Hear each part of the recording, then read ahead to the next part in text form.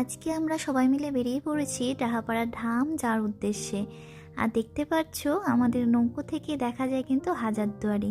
আর চলে এসেছি আমরা ডাহাপাড়া ধাম। সাথে ছিল আমাদের দুই বান্ধবী, তো ওরা কোনোদিনও দেখেনি, ওদের বাড়ি অনেক দূর। আর কাজের সূত্রে আমাদের ওদের সঙ্গে পরিচয় আর বন্ধুত্ব এখন অনেক গভীর হয়ে গিয়েছে।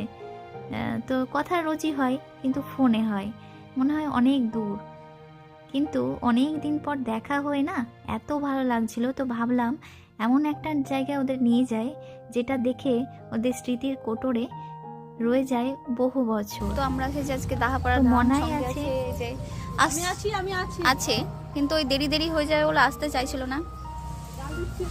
হ্যাঁ, আর আছে যে ছেলে আছে, দুই বান্ধবী আছে, আর চারিদিকটা দেখাচ্ছি সুন্দর ফুল, শুধু ফুলে ভরা। তোমরা অবশ্যই এসো।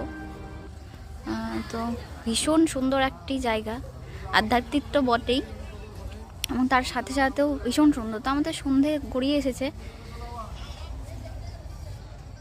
মাম্পি কিছু করো না। আচ্ছা, আমি তো আমার কথাই বলে যাচ্ছি, তো তোমরা পৌঁছবে কিভাবে? মুর্শিদাবাদ স্টেশন থেকে তোমরা সোজা চলে আসবে ডাহাপাড়ার যে ঘাট, তোমরা যদি টোটোওয়ালাদের বলো নিয়ে চলে আসবে, এবং সেখান থেকে 5 মিনিটের পথ। এবং যদি তোমরা শনি বা মঙ্গলবার করে আসো, তো আমাদের কৃতেশ্বরী কিন্তু এক ট্রিপেই তোমরা দেখে নিতে পারবে।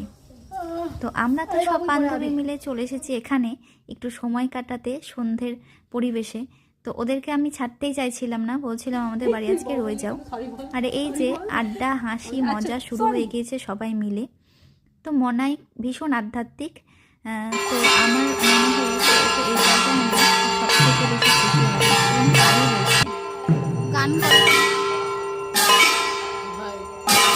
সন্ধ্যের স্নিগ্ধ আলোয় আজকের দিনটি শেষ হলো, রয়ে গেল অনেক স্মৃতি।